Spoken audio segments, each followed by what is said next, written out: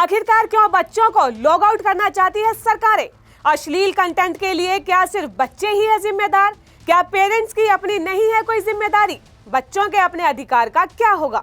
Social media जिसकी अच्छाइयों और बुराइयों को लेकर चर्चा और बहस तो काफी लंबे समय से देश में चली आ रही है, लेकिन अब इसी सोशल मीडिया को लेकर सरकार एक बड़ा कदम उठाने जा रही है। खासकर छोटे बच्चों को जो है सोशल मीडिया से लॉग आउट करने का काम अब सरकार करने जा रही है। और ये फैसला जो है ऐसे समय में सामने आया है जब देश जो है तेजी से डिजिटल युग की तरफ आगे बढ़ रहा था। क्लासेस जो है ऑनलाइन तरीके से चलने लगी थी, लेकिन अब बच्चों को जो है सोशल मीडिया चलाने को लेकर अब लिमिटेड किया जाएगा। और सबसे बड़ी बात तो ये है कि अब ये पूरा परमिशन और कंट्रोल जो है उनके पेरेंट्स के हाथ में होगा।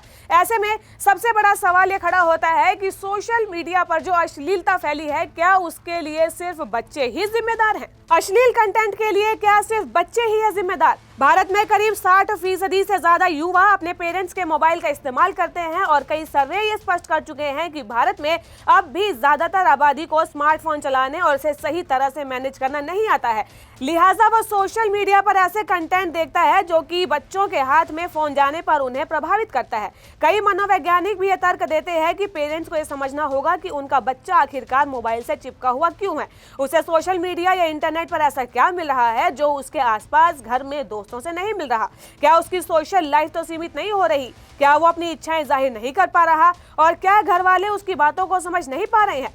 सोशल मीडिया के इस्तेमाल से बच्चों को आखिरकार नुकसान क्या होता है? तमाम रिसर्च बताती है कि सोशल मीडिया पर अश्लील या हिंसक कंटेंट के संपर्क में आने से बच्चे मतलबी, आक्रामक और हिंसक बन जाते हैं। बच्चे अपनी या दूसरों की शर्मनाक या अश्लील तस्वीरें या वीडियो अपलोड कर सकते हैं। अजनबियों के साथ व्यक्तिगत जानकारी को साझा कर सकते हैं। सोशल मीडिया के अनियंत्रित इस्तेमाल से बच्चे साइबर बुलिंग का शिकार हो सकते हैं और इसका इस्तेमाल छोटी बड़ी कंपनियां कर सकती हैं आपके बच्चे द्वारा देखे जाने वाले विज्ञापनों और चीजें खरीदने की उनकी इच्छा को प्रभावित करने के लिए बच्चे की व्यक्तिगत जानकारी का उपयोग करते हैं। लेकिन यहाँ पर सोशल मीडिया के फायदे भी हैं। सोशल मीडिया के इस्तेमाल से बच्चे नए दोस्त बनाते हैं, अलग अलग विचारों और संस्कृतियों को समझते हैं। सोशल मीडिया के इस्तेमाल से बच्चे पढ़ाई के अलग एक अन्य एक्टिविटी में सफल होते हैं, उनकी झिझक खुल जाती है, वो अपनी भावनाओं को जाहिर कर पाते हैं, क्रिएटिविटी में भी इजाफा होता है। तो फिर क्या तर्क है इन पाबंदियों के पीछे? बच्चों को सोशल मीडिया से दूर रखने के पीछे कई तर्क दिए जाते हैं। प्रोफेशनल तर्क जो दिया जाता है उसके अनुसार इस नियम का उद्देश्य मेंटल हेल्थ रिस्क को कम करना है जो सोशल मीडिया के इस्तेमाल करने से हो रहा है। ऐसा कहा जाता है कि सोशल मीडिया के इस्तेमाल से बच्चों में एडिक्शन, साइबर बुलिंग और हिंसा का खतरा बढ़ा है। बच्चों के मेंटल हेल्थ को लेकर भी हो रही है बहस।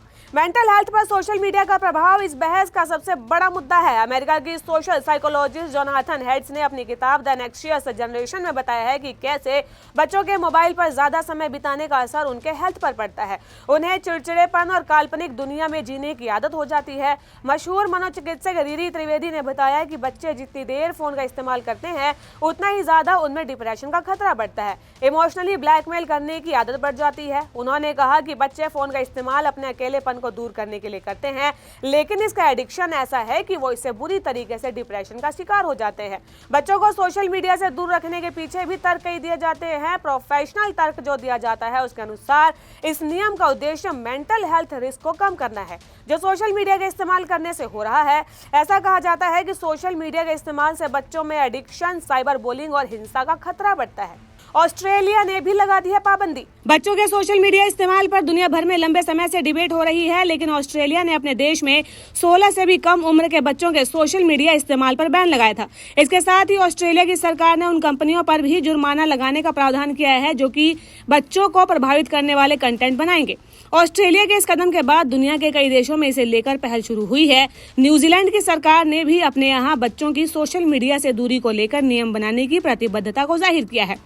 Indonesia, Malaysia, south Korea, Japan, Bangladesh और सिंगापुर समेत कई ऐसे देश हैं जहां इसे लेकर बहस चल रही है। कंपनियों पर भी सख्ती की जा रही है। ब्रिटेन, फ्लोरिडा, नॉर्वे और फ्रांस समेत कई अन्य देशों ने भी अपने यहाँ बच्चों के सोशल मीडिया इस्तेमाल को लेकर पाबंदियां लगाई है। कितनी कारगर साबित हुई है पाबंदियां? भले ही ये कहा जाता हो कि ऑस्ट्रेलिया ऐसी पाबंदी लगाने वाला पहला देश है, लेकिन ऐसा नहीं है। इसे लेकर अन्य देशों ने पहले कदम नहीं उठाए हैं। 2011 में दक्षिण कोरिया ने अपना शटडाउन कानून पारित किया था, जिसके तहत 16 वर्ष से कम उम्र के बच्चों को रात 10:30 बजे के बाद सुबह 6 बजे के बीच में इंटरनेट गेम खेलने से रोका गया था। लेकिन बाद में सरकार ने युवाओं के अधिकारों का सम्मान करने की बात कहकर इस फैसले को रद्द कर दिया था। फ्रांस ने भी एक कानून पेश किया है, जिसके तहत सोशल मीडिया प्लेटफॉर्म को माता पिता की सहमति के बिना 15 वर्ष से कम उम्र के बच्चों तक पहुँच को रोका जाएगा। लेकिन रिसर्च में सामने आया है कि ज्यादातर यूजर्स VPN का उपयोग करके प्रतिबंध से बचने में सक्षम थे।